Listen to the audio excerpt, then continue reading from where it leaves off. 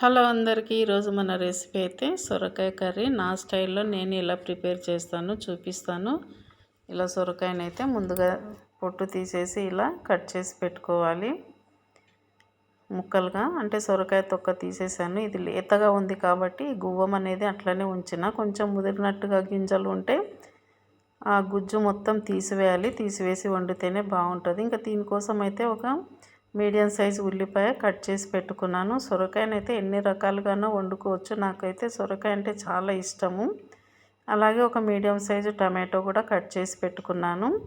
మామూలుగా నూనె సొరకాయ చేద్దాం అనుకున్నా, కానీ నైట్ పూట కదా మళ్ళీ అరగదేమో, ఎక్కువ ఆయిల్ అయితే పడుతుంది కదా అని మామూలుగా చేస్తున్నా.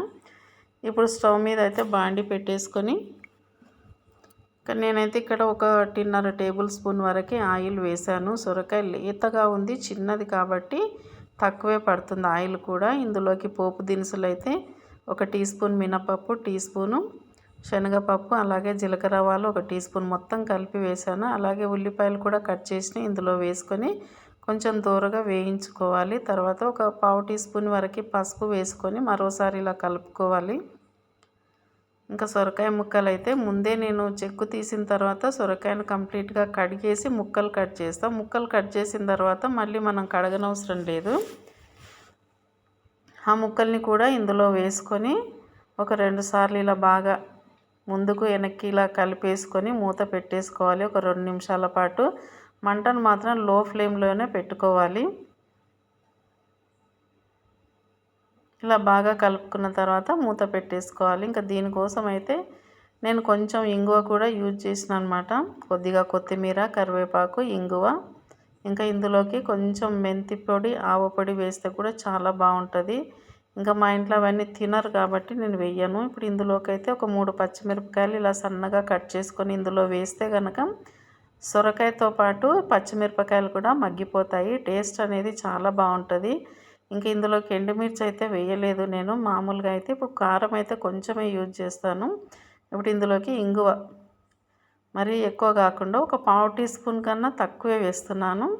ఇక్కడ సొరకాయ ముక్కలు క్వాంటిటీ తక్కువే కాబట్టి ఇంకా కారం అయితే 1/4 టీ స్పూన్ వరకు వేసిన అనమాట. ఎందుకంటే పచ్చిమిరపకాయలు వేసాం కాబట్టి మరీ ఎక్కువ కారం వేస్తే ఘాట్ అయిపోతుంది.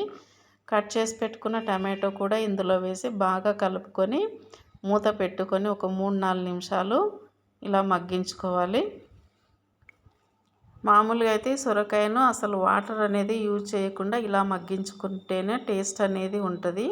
ఇంక ఇందులోకి కొత్తిమీర, కరివేపాకు వేస్తున్నాను. వేసాక మరోసారి కలుపుకోవాలి.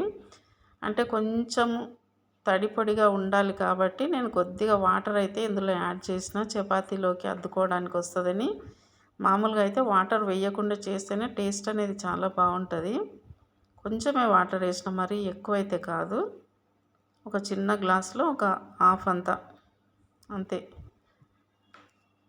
ఇలా వాటర్ వేసిన తర్వాత మరోసారి కలుపుకొని మూత పెట్టేసుకుంటే ఒక 2-3 నిమిషాల్లో కూర రెడీ అయిపోతుంది. ఏవైనా చూడండి, కూరగాయలు అయితే లేతగా ఫ్రెష్గా ఉంటే కనుక కూర టేస్ట్ ఉంటుంది, వండడం కూడా తొందరగా ఉడికిపోతుంది. అవే ముదిరినవి చాలా రోజుల తర్వాత వాడకుండా పెట్టి అవి వాడితే కనుక అసలు కూర టేస్ట్ అనేది ఉండదు, తొందరగా కూడా అవ్వదన్నమాట. ఇలా ఏదైనా కానీ ఫ్రెష్గా ఉన్న తెచ్చుకొని వండుకుంటేనే చాలా బాగుంటుంది. ఇంకా అంతే, ఒక 2-3 నిమిషాలు ఉడికిన తర్వాత ఇంకా దింపేసుకోవటమే, సర్వ్ చేసుకోవటమే. టేస్ట్ అయితే చాలా బాగా కుదిరింది. చూసారు కదా, నచ్చిందా? నచ్చితే ఒక లైక్ ఇవ్వండి, షేర్ చేయండి, మన ఛానల్ని సబ్స్క్రైబ్ చేసుకోండి. Thank you.